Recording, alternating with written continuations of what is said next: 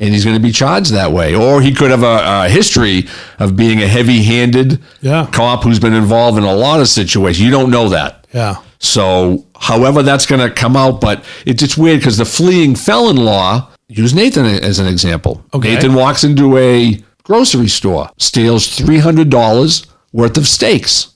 Well, guess what? Anything over $250 is a felony. Mm-hmm. So Nathan is running down the street with a stop and shop carriage, $300 worth of steaks. Mm-hmm. Nathan, by law, is a fleeing felon. Yep, sure. Many police departments, and I'm sure they're all changing them now, have in their policies and procedures, you can use deadly force on a fleeing felon. Okay. All right. Which would be the same with the guy with a truck. If you're driving somebody's truck. So it would. Do you think if someone shot Nathan because he had $300 worth of steaks, he's a felon, he's running away, do you think that would fly? Maybe 20 years ago it might fly, but in today's culture, he better have 3 kids in that carriage that he just kidnapped and an old lady that he ran over and she's dead for them to do that. And of course the thing is, let's say this.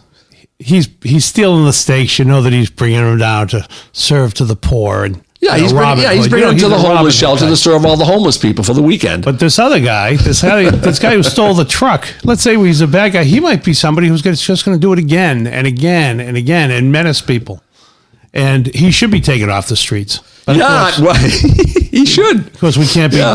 country justice. He should be. He should be taken off the streets, but in this scenario, he was taken off the fucking planet. He was taken off this plane of existence. Harry Callahan would never be able to exist in today's... so that's another... It's a tough case. It's a tough case. But I think the message is clear to cops. Sometimes your instinct is to get involved. It's your type A personality, but the way things are going, it's just that witch hunt, baby. They are gonna scrutinize you down to the last little speck. It seems like what you do. It seems like what they're doing for cops in a lot of instances. You've got a rule book, and you better make sure you know that rule book. Absolutely, and you follow that rule book.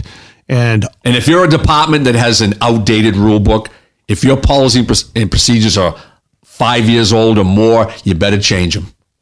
Because this fleeing felon law or policy that a lot of departments have, you better change that. Your pursuit policy better not be chasing mopeds down the street and stuff like that, because all you're going to do is create liability, and a police officer or a young police officer is going to read that policy and think that he or she can act a certain way and think that the police department is going to protect them. Wrong answer. Because no one's protecting them, right? And they're on their own. And I'll give you one more.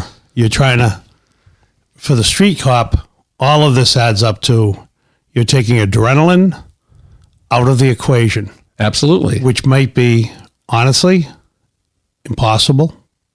Very difficult to react spontaneously, and your adrenaline kicks in, and your human nature and whatever your instinct is to do as a cop. Yeah. And it's usually to fight the person, to go get the person, to save people. That's what cops do. Right. That's their mentality. Whereas comics, what do comics do? Hide under the table, make a joke about it. What would you do, Nathan? Run me over, you fucking pussy. Let's go. Don't drive away. Get those wheels over my head, you motherfucker. Let's see what you got in that big old sack. All right, so I think we might want to end on that, because that's a very positive note. Yeah, that's a good advice. Positive, uplifting message. Should we wake him up after the show? This is Dave Rattigan. That's Dale Lawrence, and to the side there, Nathan Arroyo. Thanks, Nathan. This has been Inside the Thin Blue Line.